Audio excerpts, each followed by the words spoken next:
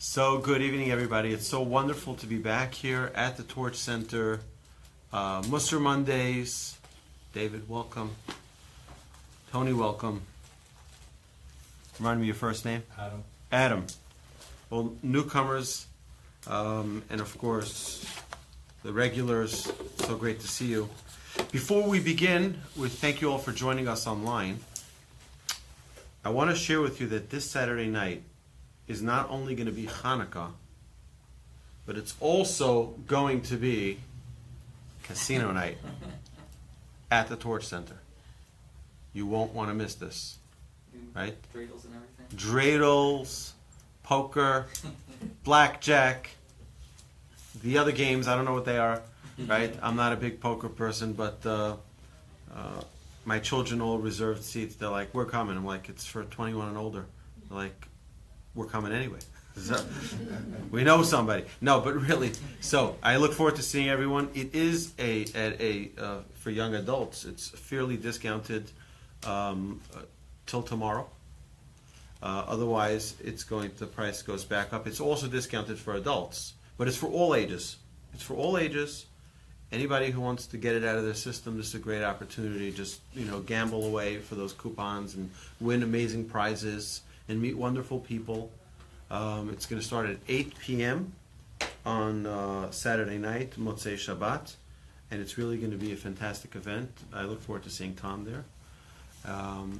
And join us, okay? So that is part number one. Part number two of the announcements is that we will be open for full operations at the Torch Center, hopefully by Wednesday this week. So tomorrow's Tuesday, we finish everything up, and then Wednesday you can come here for your coffee. You can come here to just surf the internet and do your work. You can just come here to listen to music. You can do whatever you want. And this place is open, friendly, nice, always rabbis. There's always coffee, there's always water, there's always snacks. And we're looking forward to seeing everyone here. And we thank you for joining us for tonight's class. Okay, so tomorrow night is going to be the first night of Chanukah, and I think it's appropriate for us to talk a little bit about Chanukah and the message behind Chanukah, the purpose of Chanukah, the Mussar we can learn from Chanukah, and some of the great miracles and experiences that we can have with Chanukah. Now, the first part I want to do with Chanukah is talk about the contrast between Chanukah and Purim. You see, in Purim, we get dressed up, we have costumes. On Purim, we have 4 mitzvahs that are to be fulfilled on that single day of Purim. And on Chanukah, we don't have any such, we don't have a Megillah of Chanukah. Right? We don't have to give gifts to our friends. We don't have to give charity the way we do on Purim. There's none of those obligations. There's even no obligation, some say that there is though, to have a festive meal on Chanukah, like you do on Purim. And the question is, why is there such a contrast? So, we have to understand the fundamental principle, contrast, okay, that difference between Purim and Chanukah. Purim is a hidden holiday. It's a hidden holiday. In fact, what was Esther's name? Esther's name was really Hadassah. Right? Like my daughter's name. Right? It was really Hadassah. But in the Megillah, it was changed to Esther. Why? Because the whole story of Purim revolves around Esther. What is the word Esther? Esther means hidden. The whole story of Purim is hidden. The miracle is hidden. The miracle is not out there in the open. I mean, what I mean by hidden, and what our sages tell us about hidden, is that it's not necessarily that you'll be able to come up with your own rationalization as to why things happened. I mean, you can come up with your own rationalization. I mean, whenever you're dealing with a miracle, usually what happens is that miracle, many people can just say, doctors make mistakes, right? right? And that's the way they just say, it wasn't a medical miracle. The person was deathly ill and then suddenly they were healed, right? Well, doctors made mistakes. No, there's a miracle. Sometimes we can say it's great medicine. Sometimes we can say, it's a coincidence. We have all these reasons why we don't want to cling to a miracle. That's why we wear a mask on Purim, to hide, to show that there is a cover to the real story. Right? So we're hidden behind this mask, saying the entire miracle of Purim is really hidden. It's not really what you see. There's something behind it. And when you look through the commentaries of our sages about Purim, you're blown away by what really happened behind the scenes. Yeah, the Megillah tells us the vast majority of the story, but to get the details, you get what's going on beneath the surface, right? That you need the Midrash, and that's what you need the commentaries to explain that to us. But what's with Chanukah? What's the contrast that we have with Chanukah? So Chanukah it's a very unique holiday. It's a unique holiday because the mitzvah was the miracle was an open miracle.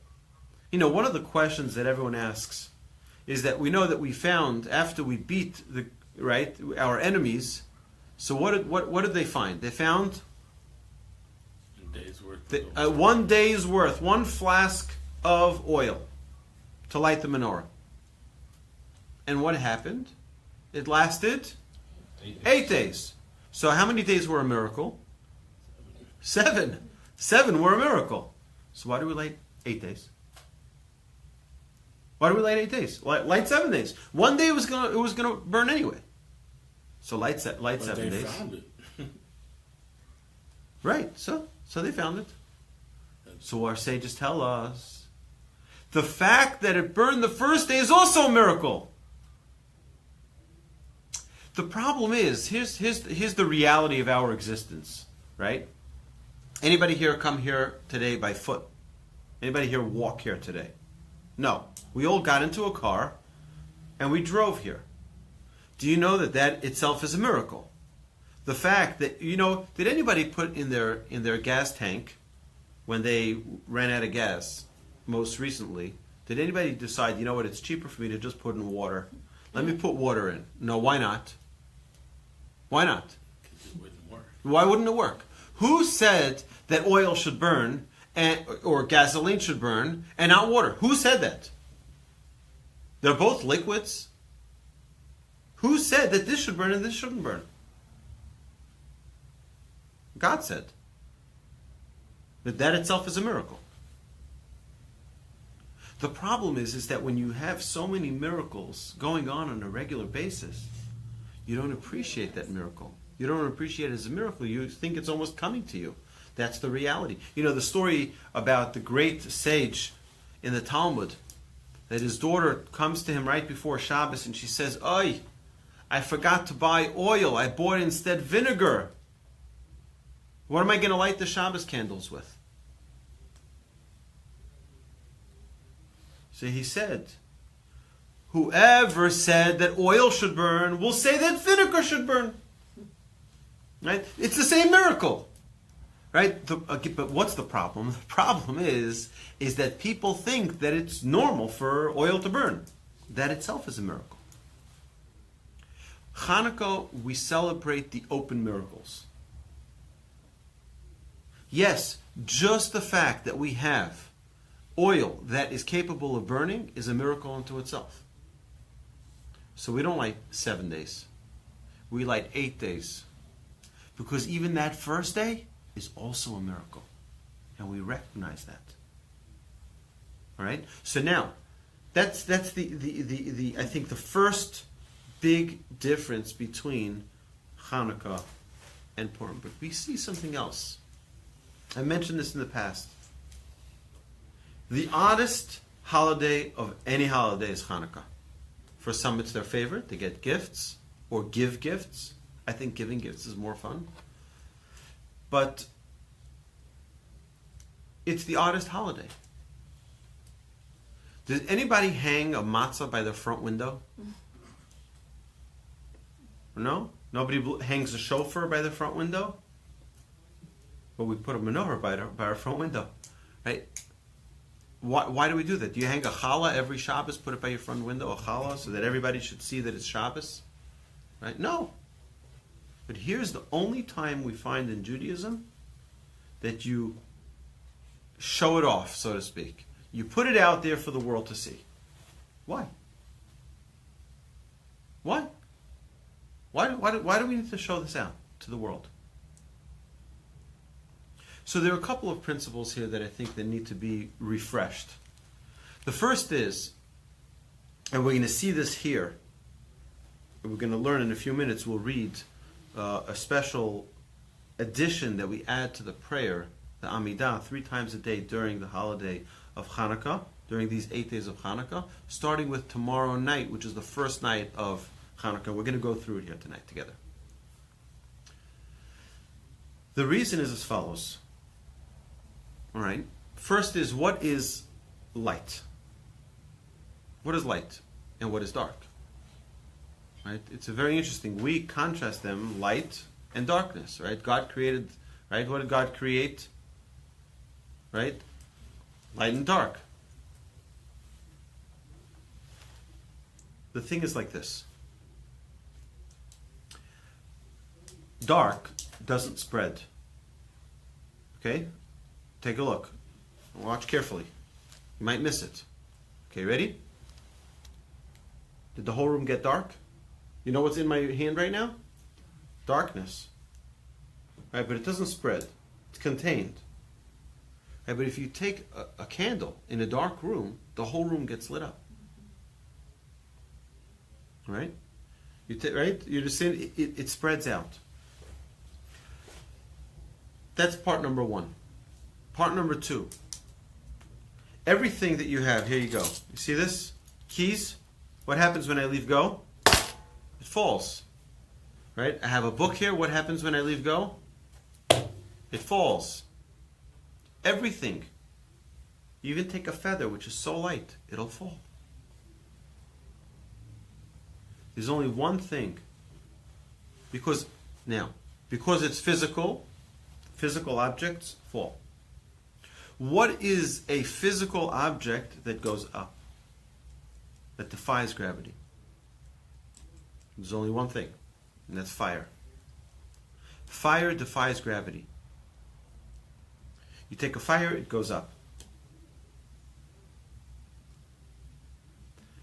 Now, fire is also not completely physical. You see, over here, I'm holding on to my notebook. I feel it. I'm holding it.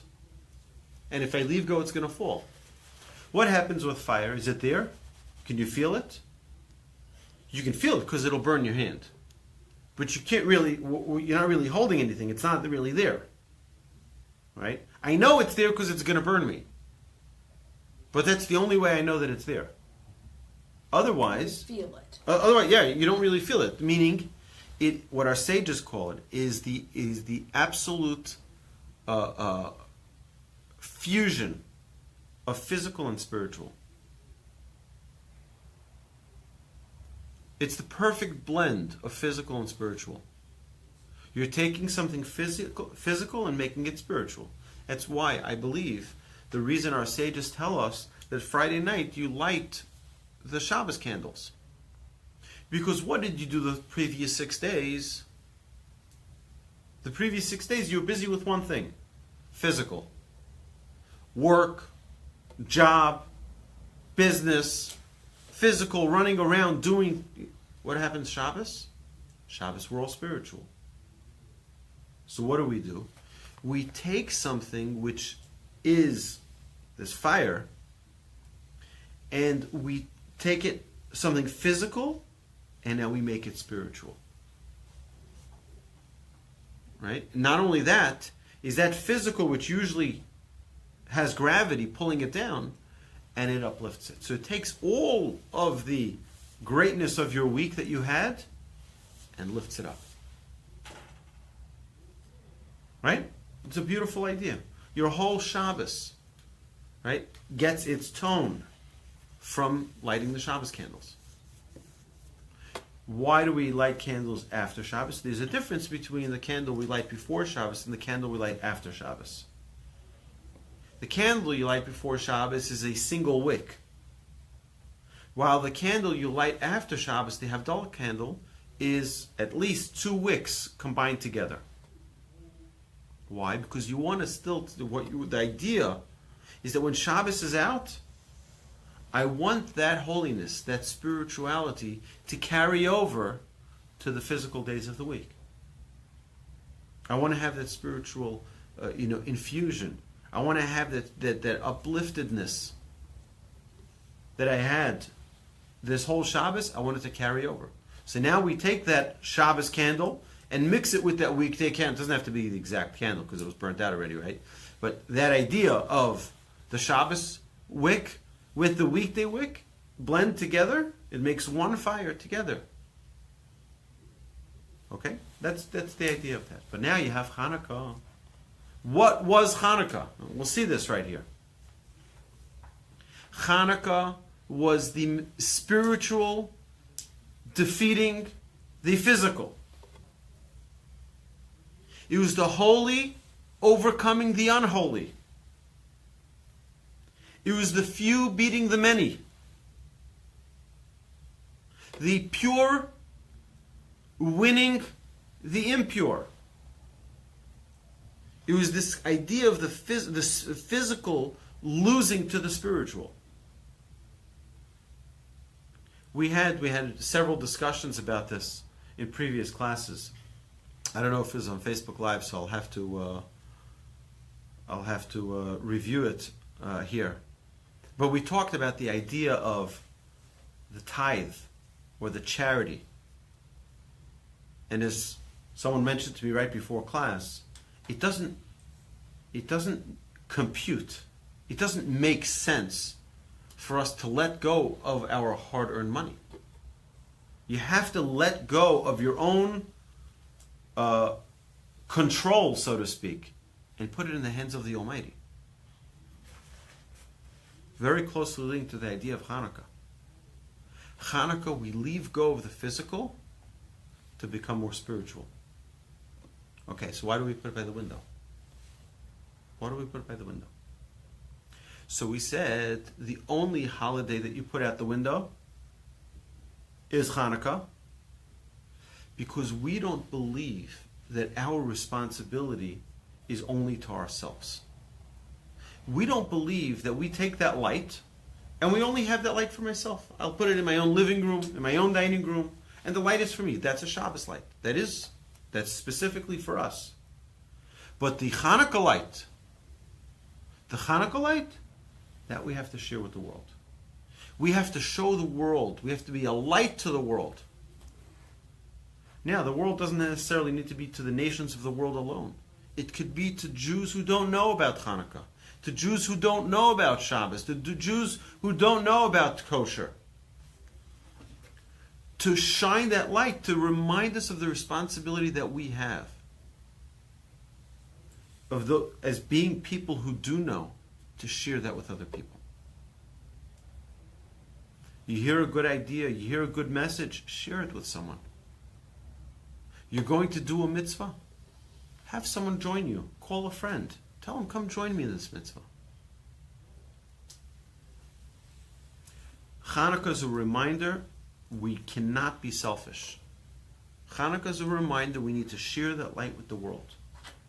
Take that light and it will extinguish all of the darkness in the world. That is Chanukah. Okay? So, we're going to read a little bit of the Bimei Matityahu. So we'll start first with Al Anisim. It's the introduction to these added parts of the prayer that we say for Chanukah and Purim.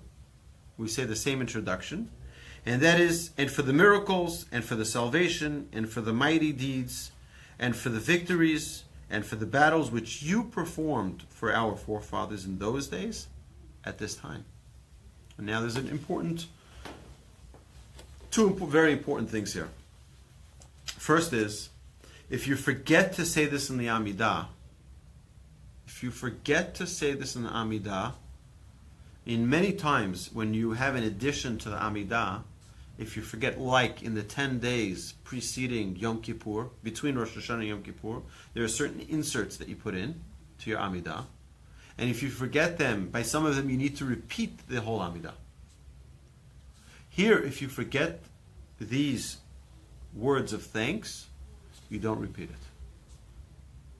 Why not? You know why? It's very simple. If you forget to say thank you is such a fundamental that you can't forget to say thank you. And if you do, according to some opinions, you don't deserve a second chance. Right? Thank you is not something you forget to say. There are other things you can forget. Thank you is not one of them.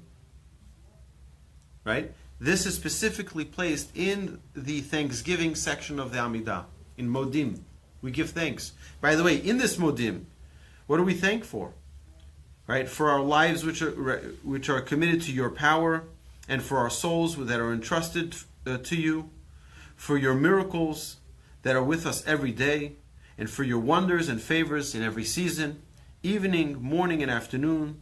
And so we list off all of the incredible miracles that God gives every single day. We can't take it for granted. Especially in these times. Now we know that first part that it says here is that the victories and for the battles which you performed, we sometimes get caught up in our own strength. Look at my muscle. Look at my military. Look at my, my financial strength. It's all about me. God says, hey, I'm the one who fights the battles here. Right? You're just a bunch of pawns. Right? Hashem fights the battles. How many battles do we see throughout Jewish history that made no sense? And we won. Right? Starting with, I don't know where to start, but you can start at least from Abraham. It was the 4 kings against the 5 kings. Who won? 4 kings. The 5 kings had more power. Power doesn't win. Hashem wins for whoever he wants to win. Take the 6-day war in modern day. Right? Who should win? Right? The multitude of nations who have more fighter jets, who have more tanks, who have more soldiers, who have more money. Everything. But not if Hashem doesn't want them to win. Right? We're used to a sort of financial security type idea of 1 + 1 = 2. Not in God's world. In God's world, 1 + 1 = whatever Hashem wants it to be. Right? So you talk about tzedakah, right? Yeah. Tzedakah, God says, "Hey, you're a good custodian for my money, right? You give it appropriately. Guess what? I'll give you more. Give more on my behalf." Right? God is the one who decides. I had someone tell me yesterday. It's a true story, and you know who I'm talking about. He told me, I just made a commitment to my synagogue. A very large sum of money. He said, and the rabbi came over to me and said, we needed help with Pesach. And he says, he gave an enormous sum of money. He says, I turned around and suddenly there was that same exact number back in his account. Right? He has no idea how it works. But the more he gives, the more he gets. It doesn't make sense. He told me, it doesn't make sense. I give 1,000, I get more than 1,000 back. I give 5,000, I get more than 5,000 back. We're convinced through the world we live in. And the reason why I chose those words of financial security is because I think that's one of the most challenging areas for our modern culture to let go of. Is we feel as that we need to have that security. So that if anything happens, God shouldn't deal with it. Let me deal with it. I have that security. God is pretty capable. right? Leave something in his hand. Yeah, it doesn't mean you shouldn't be financially responsible. On the contrary, we see that Joseph in this week's parsha, right, gives a recommendation to Pharaoh. What does he tell him? He had a dream, right? That there were 7 bundles, seven weak bundles, 7 strong bundles, 7 weak cows, and seven strong cows, and the weak ones ate the strong. So what does he say? What does Joseph tell Pharaoh? He says this is going to be 7 years of plenty and 7 years of famine. He says, you know what you should do? Create a savings account. Put away. During those 7 years of plenty, put them away. So that you have for the 7 years of famine. Okay? There's nothing wrong with having a savings account. There's nothing with having a retirement account. But don't think you've got everything worked out. Leave something to Hashem. He can handle it. And He can handle it better than we can. A lot better. Right? Much more experienced. Right? Many more clients, right? That He's taken care of. Right? Many more years in the business. God can take care of it plenty well. The problem is it's hard to let go. It's hard to let go. I'm going to just put it in God's hands? Right? It's not so simple. People are not ready to leave go so fast. Okay? That is the first part. Remember, Hashem is the one who fights the battles. But then there's another thing. Bayamim hahem bazman hazeh. In those days, at this time, our sages tell us that the seasons that we have of winter and summer and spring and fall, those are the same exact concept as the spiritual seasons that we have. Pesach, we don't just commemorate. It's not just a memorial day for when the Jewish people were leaving Egypt and they have time to eat, to bake the bread, and they just took it, and there was matzah, and Chanukah, the dreidels, they were just, we're not a Memorial Day religion, right? That's not what we are. We're not a Memorial Day religion. Oh, well, Chanukah and Purim, they, I guess somewhere in Shushan, they were just getting dressed up, so we're going to get dressed up. No! That's not what it's about.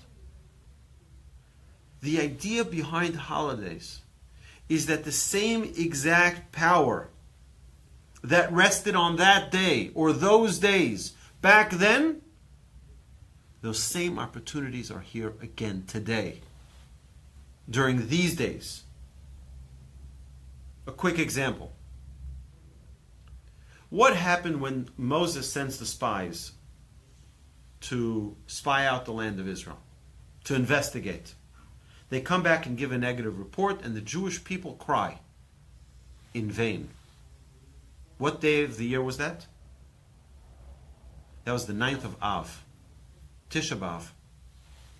And on the 9th of Av, God says, you cried in vain? Right? This is again laying the foundation of our people. You cried? I'll give you something to cry for. And forever those days are days of tragedy. They're days of mourning. The worst tragedies befell the Jewish people in those days. Whether it be the pogroms, whether it be the expulsions, whether it be the Holocaust, whether it be, you name it. The worst tragedies happened to the Jewish people during those days. When did it start? 3,300 years ago, when the Jewish people were in the desert. It's in the ear of those days.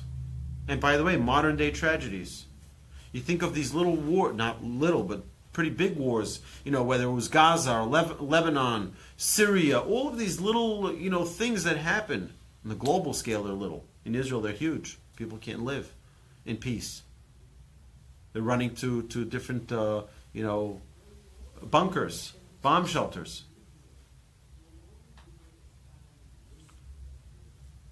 They all happened during this period of time of the 9th of Av. What's Pesach? Pesach not just matzah and matzah ball soup and, we have all these great dishes that we prepare for Pesach, and we have the Seder plate and 4 cups of wine. No, we're missing the boat. That's not the idea only. It's that we're able to break away from our own bondage. We're able to break away from our own slavery. Just like they did that 3,300 years ago. That same power is in the ear now. And it's the same with Rosh Hashanah and Yom Kippur. Yom Kippur, Day of Atonement. When was that Day of Atonement? When Moses came back down with the second set of tablets. God says, Vayomer Hashem salachti kedvarecha. I forgive you as per your request. And what happens on Yom Kippur? We all stand in synagogue and cry and ask for forgiveness. What's special on this day? It's in the ear. It's the season of forgiveness. What is Chanukah? Chanukah is the season, festival of lights, meaning the light over the dark. The hand of Hashem over our hand. Right? The spiritual over the physical. That same power is here this year. Tomorrow night. That same exact power returns. We have it here. Tangible. We can get it. That's what Chanukah is. So Chanukah is not a commemorative holiday. It's a living holiday. It's now. Right now we have these miracles. Look, we had an amazing announcement. In my opinion. At least. I know there are people who don't think so. I can't understand why. An amazing announcement by the President of the United States recognizing that Jerusalem is the capital of Israel. You know, every country, would it be nice, you're from France, right? Would it be nice if the American embassy, instead of being in Paris where the parliament is, where the capital of France is, that they decide we're going to have it in Marseille? Would it be nice? No. What do you mean? Who are you to... Right? Here, the entire world, at least the nations who have embassies in Israel, they all have it in Tel Aviv. Where's the capital of Israel? Capital of Israel is Jerusalem. So, and there's already American law to recognize Jerusalem. So I'm not getting into the politics. I don't want to get into the politics. I'm not a politician, and I don't want to discuss politics. But here's a beautiful gift for the Jewish people.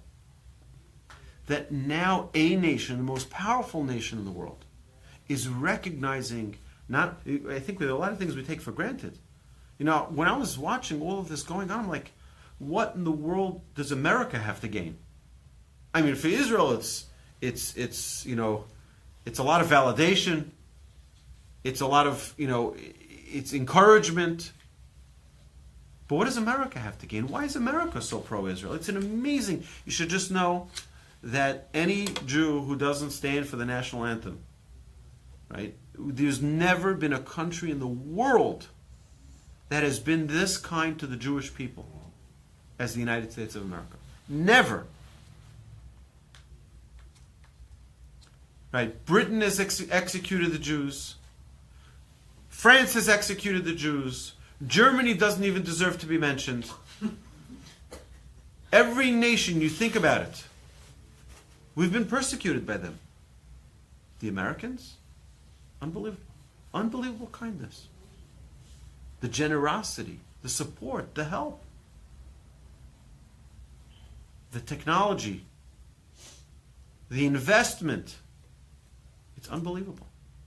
So number one is we have to be grateful to this country that we're living in. But also to recognize that we are living in days now that are miracles too. We're living in days that are miracles too. Not only back, the Chashmonaim, right? Yehuda Maccabee, right? They were living in miracles. We're living in miracles too. We have to feel it. We have to connect to it. We have to see that light and share that light. So that's by Yamim Ha'im Bazman Hazeh. It was, you performed for our forefathers in those days, at this time, now, for us as well. Right? It's here again. We just have to connect to it. All right. So now a little bit of this prayer, this prayer that we add to the Amidah. I'm going to read it to you in the English. In the days of Matisyahu, the son of Yochanan, the high priest, Kohen Gadol, right? The Hashmonaim and his sons. When the wicked Greek kingdom rose up against your people Israel to make them forget your Torah and force them to stray from the laws that you willed. And we know that they abolished the laws that the Jewish people shouldn't perform certain commandments.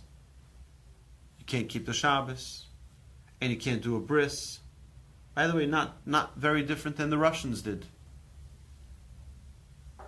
I had a story of a man I met in Belarus, in Minsk, the capital city, recognized by the United States and the rest of the world as their capital as well.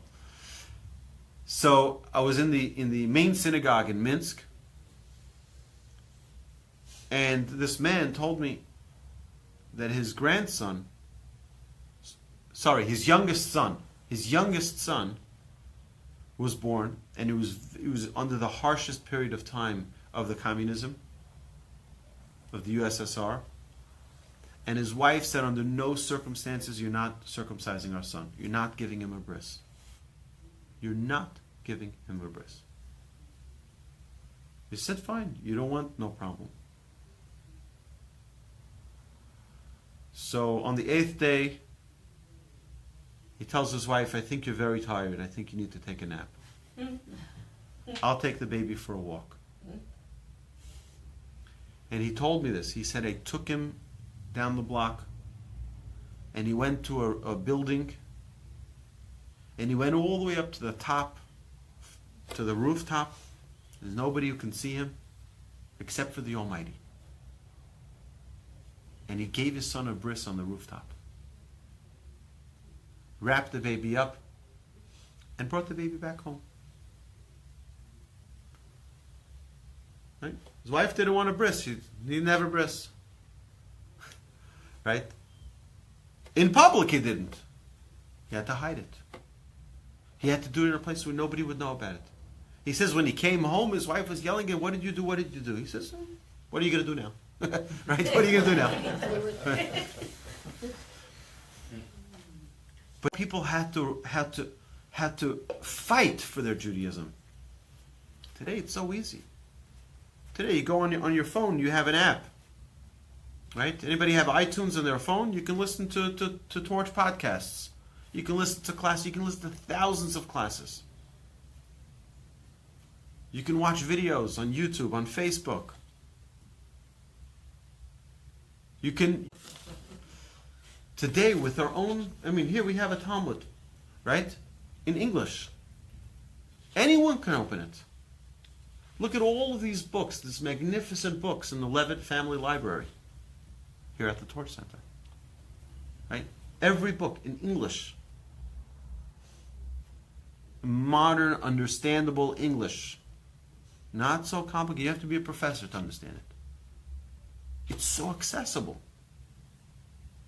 Right? We're living in a generation where it's easy to be Jewish. And yet, the struggle is exactly the same struggle as it was 2,000 years ago. It was this battle between the physical and the spiritual. What world am I going to be in? Am I going to be in a world of godliness? Am I going to be in a world of physical? Of me? Right? It's about the food. It's about the community. It's about the friends. It's about the types of materialistic, whether it's cars or houses or clothes or jewelry or whatever it is. The vacations. I go on this type of cruise. You go on that. It's like a whole, That's about the physical. That's about the body. That was the Greek culture. What were the Jewish people? They didn't let us observe the Torah. They didn't let us follow the laws of keeping a bris, of keeping kosher, of learning Torah. Learning Torah, we're doing right here. There were people who died for doing what we're doing right here in this room. They weren't allowed to. They caught them learning Torah, and they took them to the square and took off their heads to study Torah. Right? We don't have that battle today. We have other battles. We have other Greek battles. Right? And instead of trying to chop off their heads for learning Torah, we're going to give them other temptations. And I commend you all for being here tonight. You had many other things you could have been busy with. I'm sure there's some great shows. Is there any type of season finale going on tonight? Right? There's something going on. Right? Oh, it's Monday Night Football. Right? There's something going on that we could be distracted with. Now, I'm not saying it's evil, and I'm not saying that someone is pagan for watching a football game, right? But the idea is we have this challenge. It's a real challenge. It's not something which was, back then they had a struggle. Today, everything is fine. No, today we have that same struggle.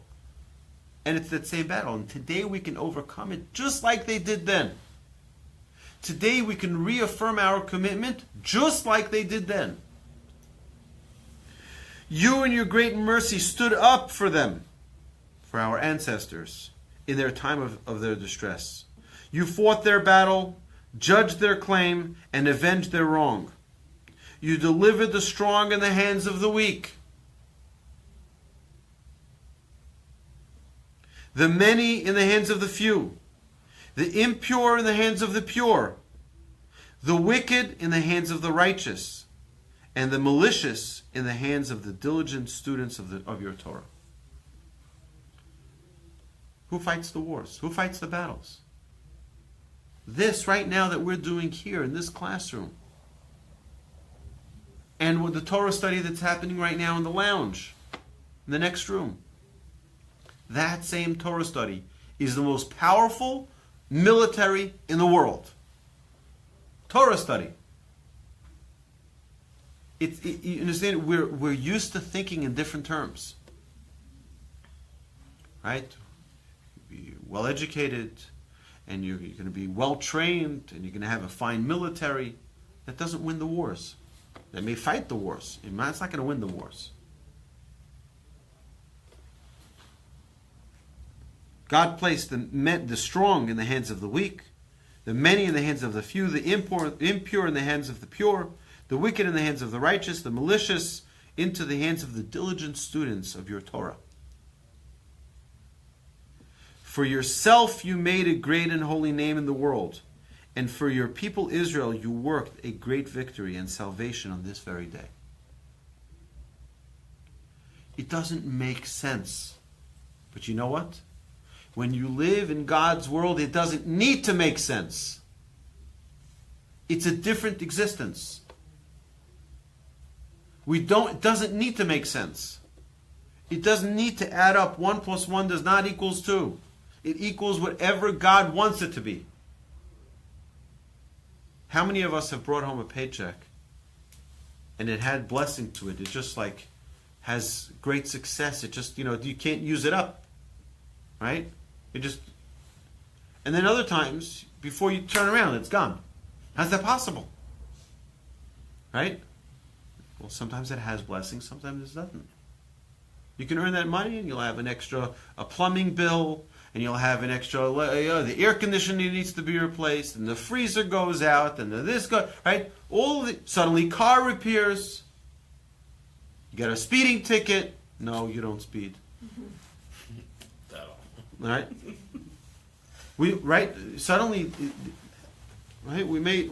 God says, you remember that I'm here.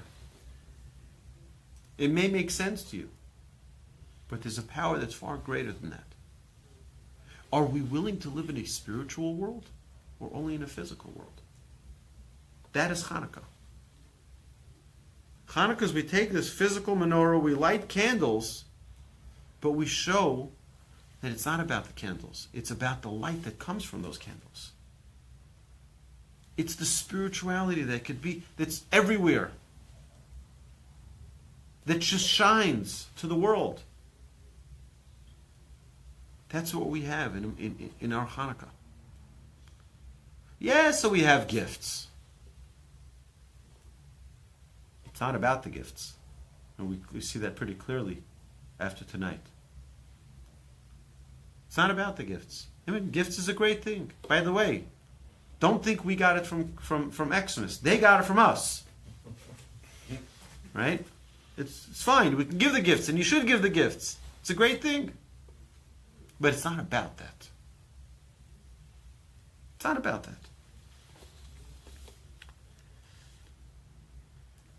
Thereafter, your children came to the Holy of Holies of your house, referring to the temple, cleansed your temple, purified the site of your holiness, and kindled lights in the courtyard of your sanctuary, and they established these 8 days of Chanukah to express thanks and praise to your great name. Right? All of these things that happen, we think in very physical terms. I have a more powerful army, I'm going to win. I have smarter technology, I'm going to win. Right? The constant reminders telling us, don't get so high on your horse. Still here. God says, I'm here to remind you, I'm still in charge. Okay? Any questions so far?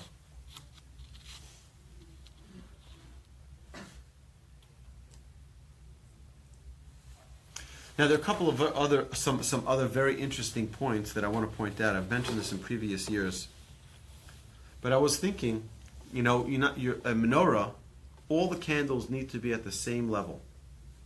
Having a staggered menorah is not kosher.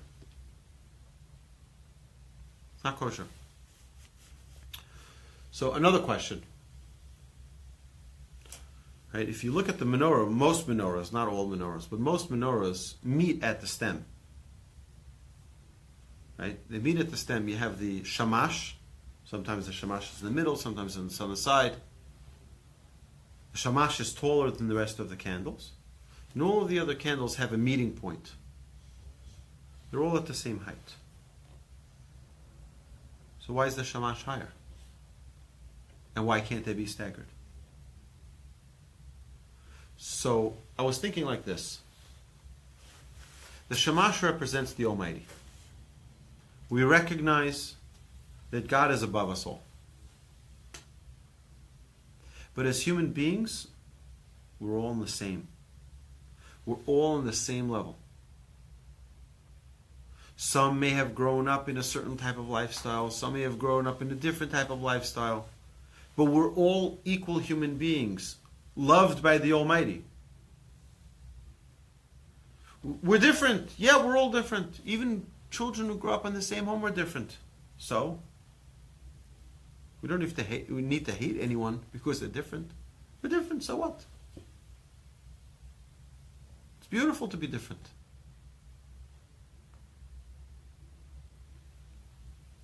But one thing you remember. It needs to connect to that middle pole, to that middle shamash. It needs to connect. It's not enough to be your own self. I'm great. Yet we have to learn to get along with other people. If we have it staggered, one would think, you know what, this is this kind of Jew, that's that kind of Jew, and this is that type of Jew. No, we're all the same. We're all children of the Almighty. We're all children of Hashem. And we all need to strive to get higher, to reach Hashem. No one has a free ride, no matter where you pay membership dues. Right? Oh, well, they don't do that. Well, right? Right? We all got the same Torah. We all got the same exact Torah. There's no one who has a different version of the Torah. Oh, based on your membership, you get a different edition. No. Right? We all have the same responsibilities, the same duties, and different challenges. And you know what? Different expectations. God doesn't expect the same from each of us. For one person, it's to change a little bit in how they conduct themselves when they're in business. For another person, it's for them to adjust, how they deal with eating non-kosher. And for another, everyone comes from a different background. I don't think God is expecting us all to end at the same end zone. Carry that football. Take it a few yards. Don't go backwards. Don't go backwards. We all started at a different, this one at the 24th yard line, at the 50th yard line, at the 2nd yard line. We all start at different places. We all have different journeys. We have to try to get to our end zone. Get the best you can be. Don't just say, you know what, I'm at the 24-yard line, and I'm fine with it. I'm fine with it. No. See, I want to get to the end zone. My end zone's not necessarily like yours or like yours or like yours. Everyone has their own end zone. That's why we have a Torah. The Torah gives us a guide in how to get to that end zone. How to maximize the life we're living. Not just live it. And say, it's okay. I don't need to do anymore. There's no human being who's put into this world not to grow. There's no human being. We are all responsible for our own growth. So, yeah, it doesn't have to be like our neighbor. It doesn't have to be like our friend. It doesn't have to be like anybody in our synagogue. It has to be like us. The judgment that God gives us is not going to say, well, considering your membership, considering all of the community members that were around you, were you the finest Jew you could be? No such question. Right? The question will be, were you the best you that you can be? Notwithstanding any other conditions. Notwithstanding anybody else. Were you the best you? We gave you great tools, we gave you great skills, we gave you great abilities, we gave you great parents, great siblings, great spouse, great children. What did you do now? What did you carry the ball a yard? 1 yard? 2 yards? How far did you go? Why did you stop? Right, so that's the Chanukah. The Chanukah really is an opportunity, a joyous opportunity to make that accounting. And according to some Hasidic sages, Chanukah is the end of the judgment of Rosh Hashanah. On Rosh Hashanah, it's written out, the judgment. On Yom Kippur, it's sealed. On Hoshana Rabbah, they lick the stamp on the envelope and they drop it in the mailbox. Right? And on Chanukah, that's when, the check could be deposited. That's when it's done. That's when that judgment is taken care of. And there's a reason for it. The reason is, like we're saying, it's a time to re-evaluate. Have I gone more towards the Greek culture of physical? I need to know that everything works my way and everything is in my control and in my power? Or am I letting things be in the hands of the Almighty? Am I the physical or the spiritual? Am I the menorah or the candle that's above the menorah? Is the light only for me, or is the light also to be shared outside? Am I feeling myself elevated above other people? Maybe you should level that playing field and say, you know what? I have the same exact obligation and the same exact opportunity. If not greater, considering every person's own skills and talents and circumstances. And with all that, we recognize the shamash is always taller. We all serve the same God. We all look up to that shamash. All of those candles. And still, we're all connected at the root. All of those candles. We connect at the root. We're connected. And we're responsible for one another. I think this is the message of Chanukah. Bringing it all in together. It's a time of great joy because it's a time of great thanks. We give thanks to the Almighty. Thank you. Thank you. Not only for the miracles that are apparent, the 7 days, but even those that seem to be natural. That's also a miracle, and we recognize that. And we're grateful for that. That's Chanukah. Any questions? No questions? A lot of food for thought. Yeah. All right. So we'll sign off here, and we'll have all of our regular classes. Don't forget everybody. Here come the Greeks. Casino night. Casino night, Saturday night. Right? A good 2 hours after Shabbat, 8 p.m. Plenty of time to get here. There's going to be amazing food. Amazing food. Right? I want to just plug here my dear friends at Genesis Steakhouse, who are going to be sponsoring a lot of the desserts that are the hors d'oeuvres that are going to be here. But there are going to be great prizes as well. Bring your family, bring your friends, and if you know what, if you don't want to gamble, you don't want to do the Greek stuff, I'll be here. I'm not going to be gambling. We can just schmooze. We can sit. We can have dreidel fun, you know? So let's say the opposite. Gamble. All proceeds go to Torch. Right. Yeah.